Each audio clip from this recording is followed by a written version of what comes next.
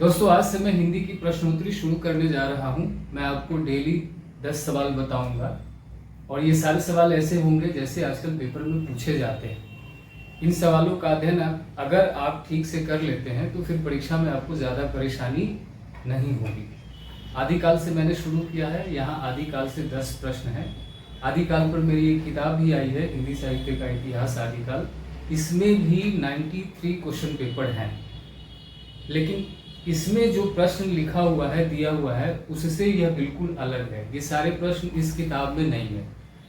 मैंने शुरुआत ही नए प्रश्नों के साथ की है ताकि ये न लगे कि मैं आपको इसी किताब से प्रश्न जो है वह दे रहा हूँ। तो इस किताब में जितने भी प्रश्न दिए गए हैं उससे मैं सवाल नहीं पूछूंगा। इसमें जो बहुत फंसाऊ क्वेश्चन होगा वही मैं यहाँ से उतार कर आपको बताऊंगा, नहीं तो इसका सवाल मैं इसी में रहने दूंगा। इसके अलावे मैं देखता हूँ 93 तो इसमें है। अब 93 के अलावे देखते हैं आदिकाल से और कितने सवाल बनते हैं। तो अभी मैंने 10 सवाल बनाया है, अभी मैं आपको इसको बता देता हूँ, फिर आगे देखते हैं और कितने सवाल बनते हैं, फिर मैं आपको वह नेक्स्ट वीडियो में बता दूंगा। तो चलिए शुरू करते हैं। देखिए, आज का जो पहला सवाल है वह है, पृथ्वीराज रासो के काशी वाले संस्करण में कुल कितने समय और पृष्ठ हैं? बहुत खतरनाक सवाल है। आजकल यूजीसी इसी तरह से सवाल पूछ रहा है, इसलिए मैंने अब सवाल भी उसी तरह से बनाना शुरू कर दिया है। तो बहुत संभव है, जब दिया हुआ है, तथ्य हमारे पास मौजूद है, डाटा हमारे पास मौजूद है, तो बहुत संभव है कि आपसे इस तरह से सवाल पूछा जा सकता है। तो इसका आंसर आप जरूर बना लेना। ऑप्शन है ए में 69 समय और 3000 पृष्ठ, 67 समय और 2500 पृष्ठ, 69 समय और 2500 पृष्ठ, 68 समय और 2500 पृष्ठ। इसका आंसर है सी। सी का मतलब 69 समय और 2500 पृष्ठ। अगला सवाल देखते हैं। मैंने नोट्स भी दे दिया है थोड़ा सा, इसमें इसको भी आप पढ़ लेना। इसमें क्या लिखा है देखिए, उदयपुर वाले संस्करण में 61 और माता प्रसाद गुप्त वाले संस्करण में 12 समय है। यानी 3 तरह की जानकारी समय को लेकर पृथ्वीराज रासो से रिलेटेड हमारे पास मौजूद है। तो जरूरी नहीं है कि काशी वाले संस्करण के थ्रू ही आपसे सवाल पूछा जाए। यह भी पूछा जा सकता है कि उदयपुर वाले संस्करण में कुल कितने समय बताए गए हैं, तो 61। तो यह आप याद रखना। अगला सवाल क्या है देखिए, सवाल है रासो काव्य यानी पृथ्वीराज रासो में कुल कितने छंदों का प्रयोग हुआ है, ऐसे ही पूछे जाते हैं। आपको बताना है 71 छंद, 72 छंद, 73 छंद, 74 छंद। इसका जो राइट आंसर है वह है बी, यानी 72 छंदों का प्रयोग रासो काव्य में हुआ है। यह डाटा भी आपको याद होने चाहिए। अब आगे देखते हैं। बहुत महत्वपूर्ण पंक्ति है पृथ्वीराज रासो से। इसमें 6 सवाल पृथ्वीराज रासो से है, चंद्रवर राय से है, और 4 सवाल विषमदेव रासो से है। और दोनों ही रचनाएं रासो साहित्य की बहुत फेमस रचना है। इन्हीं दोनों रचनाओं से सवाल अक्सर पूछे जाते हैं, तो इसका अध्ययन आप अच्छे से करना। इसमें दोनों ही रचनाओं से कई सवाल है, लेकिन यहाँ जो है यह बिल्कुल अलग है। अब अगला एडिशन जब मैं इसका निकालूंगा तो इसको ऐड करूंगा उसमें। सवाल क्या है देखिए, षट भाषा पुराणम च कथितम माया। यह जो पंक्ति है इसमें षट भाषा जो ये देख रहे हैं यहाँ, इसका मतलब है 6 भाषाओं का योग। तो में जिन 6 भाषाओं का उल्लेख किया गया है उनमें कौन सी भाषा शामिल नहीं है? इस षट भाषा में जो 6 भाषाएं हैं इनमें से कौन सी भाषा नहीं है? संस्कृत, पाली, प्राकृत, अपभ्रंश। इसका जो राइट आंसर है वह बी है, पाली नहीं है इसमें। अब देखिए, मैंने यहाँ लिख दिया नोट में कि सभी 6 भाषाएं हैं, संस्कृत, प्राकृत, अपभ्रंश, पैशाची, मगधी और शौरसेनी। तो मैं आपको इस तरह से नोट भी इसके साथ साथ देता चलूंगा, जिससे रिलेटेड कोई अगर अन्य जानकारी है वह भी मैं आपको बता दूंगा। तो इसका अगर अध्ययन आप अच्छे से कर लेते हैं ना, तो फिर कोई भी पेपर रुकेगा नहीं। अगला सवाल देखिए क्या है। आचार्य रामचंद्र शुक्ल ने चंद्रवरदायी का जन्म कब माना है? अब यह जानकारी उपलब्ध है, शुक्ल जी के इतिहास में यह डेटा है। तो शुक्ल जी के इतिहास में है तो बहुत संभव है कि आपसे सवाल पूछा जा सकता है। तो अब आप बताइए शुक्ल जी कब मानते हैं इनका समय? संवत 1206, संवत 1207, संवत 1208, संवत 1209।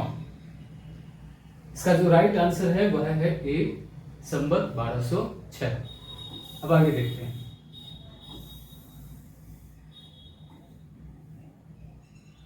अगला सवाल है, किसने पृथ्वीराज रासो को प्रकाशित न करने की सिफारिश की थी?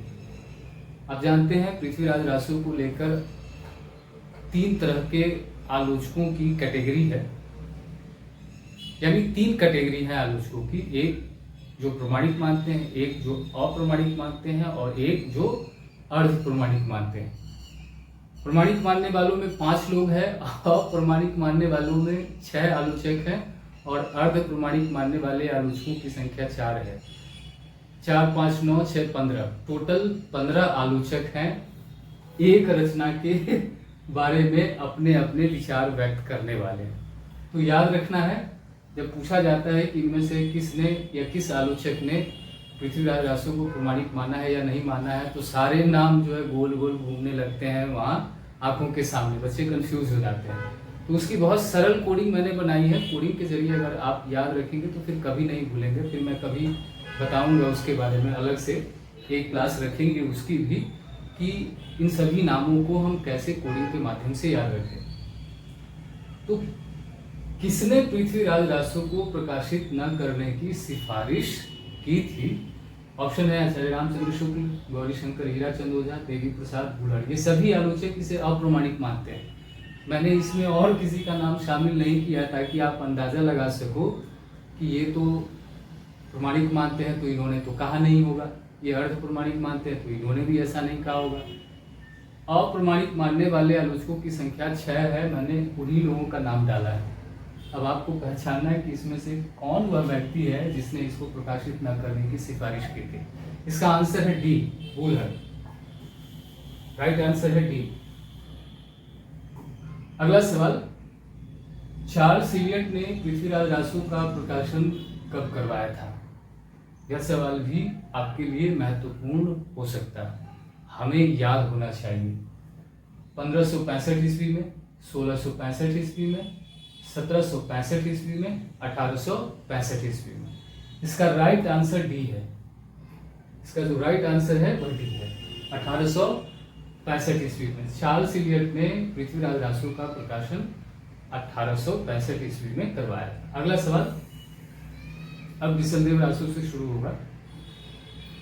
लिखा है, आचार्य रामचंद्र शुक्ल जी ने विसलदेव रासो का रचना काल कब माना है? अब यह तिथि उपलब्ध है, उनके इतिहास में तिथि दी गई है। तो बहुत संभव है कि आपसे पूछ ले, न भी पूछे तब भी आपको याद होनी चाहिए। सवाल आजकल ऐसे ही पूछे जा रहे हैं, तो आपको भी इसी तरह की स्ट्रेटजी बनानी होगी, तभी जाकर आप कुछ बेहतर प्रदर्शन परीक्षा में कर पाएंगे। संवत 1211, संवत 1212, संवत 1213, संवत 1214, 1272 मझारी, जेठ नवमी, सुधी गुरुवारी, इस तरह की जो पंक्ति है वह आप देख लेना क्या है। तो 1272 मझारी है, इसी रचना से संबंधित पंक्ति है। तो वह उसका जो समय है, राइट आंसर जो है वह है 1212। ऑप्शन जो है सही ऑप्शन वह बी है। अब जो है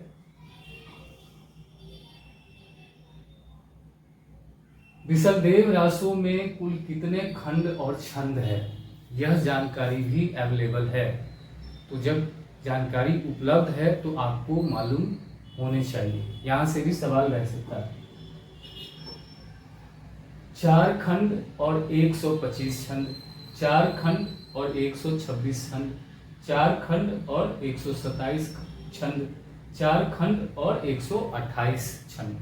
खंड तो 4 ही है, इसलिए मैंने सब में 4 ही लिखा है। 2-3 आपको फंसाने की कोशिश मैंने नहीं की है, लेकिन छंद में मैंने जरूर हेर फेर किया है, क्योंकि हेर फेर नहीं करता तो फिर ऑप्शन ही नहीं बनता। तो अब आपको बताना है कि विसल देव रासो में कितने खंड और टोटल कितने छंद है। तो 4 खंड 125 छंद है, पहला ऑप्शन सही है। इसका जो राइट आंसर है वह ए है। अगला सवाल, विसलदेव रासो का रचित चरित नायक विग्रहराज कितने वर्षों के बाद शहर से लौटता है। इसमें बहुत कंफ्यूजन है, कहीं कहीं 12 महीने भी लिख दिया है।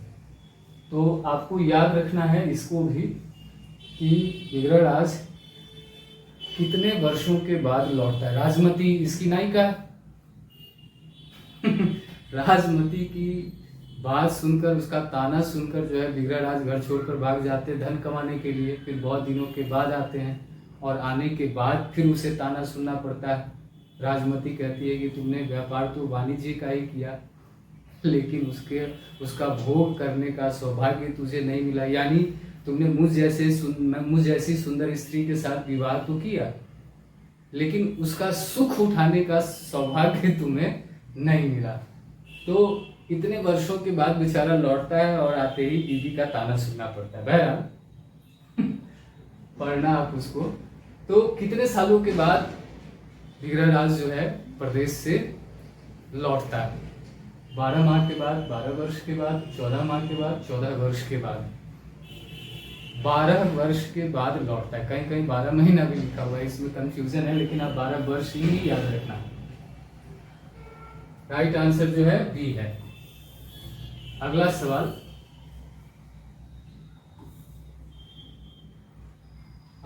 है विसलदेव रासो को वीर काव्य परंपरा की पहली रचना किसने माना है? इसका आंसर मैंने नहीं लिखा है, इसका आंसर आपको देना है कमेंट में, और जो भी इसका आंसर देगा उसे मैं यह पीडीएफ दे दूंगा। आप कमेंट लिखो, मुझे मैसेज करो। मेरा नंबर है, मैं अपना नंबर दे देता हूं।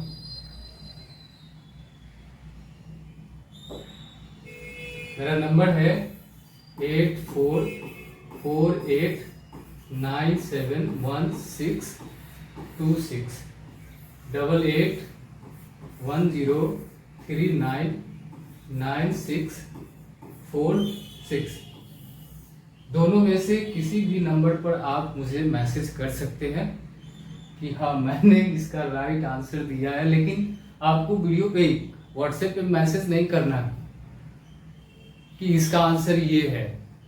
आपको यहाँ कमेंट करना है और अपना नाम मेंशन करके आप मुझे व्हाट्सएप करो, मैं आपको यह पीडीएफ दे दूंगा। तो आपको बताना है कि इसका राइट आंसर क्या है। जो भी इसका राइट आंसर बताएगा, सही गलत जो भी आंसर बताएगा, मैं उसको पीडीएफ दे दूंगा। चाहे आप सही आंसर बताओ या गलत आंसर बताओ, कमेंट करो कि इसका आंसर ये है, बी है, सी है या डी है, और मुझसे पीडीएफ ले लो आप। तो आप बताइए इसका आंसर क्या है। विसलदेव रासो को वीर काव्य परंपरा की पहली रचना कौन मानते हैं? आचार्य हजारी प्रसाद द्विवेदी, डॉक्टर बच्चन सिंह, आचार्य रामचंद्र शुक्ल या डॉक्टर नगेंद्र? तो इस वीडियो में यही सारे 10 सवाल हैं। अब मैं कल आपको 10 सवाल और बताऊंगा। अब इसको मैं कंटिन्यू रखूंगा। तो अगर आप इसका अभ्यास डेली करते हैं, 10 सवाल है, 15 मिनट लगेगा ज़्यादा से ज़्यादा, 15 मिनट आप डेली इसको देते हैं तो आपकी तैयारी तो लगभग यहीं हो जाएगी। और हाँ, मैं आपको एक जानकारी और देना चाहता हूँ। मैं एक बैच भी चलाता हूँ रात में 8 बजे से 10 बजे तक। नेट जेआरएफ की क्लास मैं ले रहा हूँ। तो अगर आप पढ़ना चाहते हैं तो भी आप, मैंने जो नंबर दिया है उस पर आप मुझसे संपर्क कर सकते हैं। अभी 2 दिन पहले ही मैंने बैच शुरू किया है, 2 ही क्लास हुई है, ज़्यादा क्लास नहीं हुई है। तो अगर अभी आप ज्वाइन करते हैं तो फिर आपका ज़्यादा नहीं छूटेगा। लेट से ज्वाइन करेंगे तो बहुत संभव है आपका बहुत कुछ छूट जाएगा। तो क्लास ज्वाइन करना चाहते हैं तो भी आप मैसेज कर सकते हैं। नहीं करना चाहते हैं, अच्छी बात है, आपकी मर्जी है। इसका आंसर आप कमेंट में लिखिए और मुझसे PDF ले लीजिए। मिलते हैं।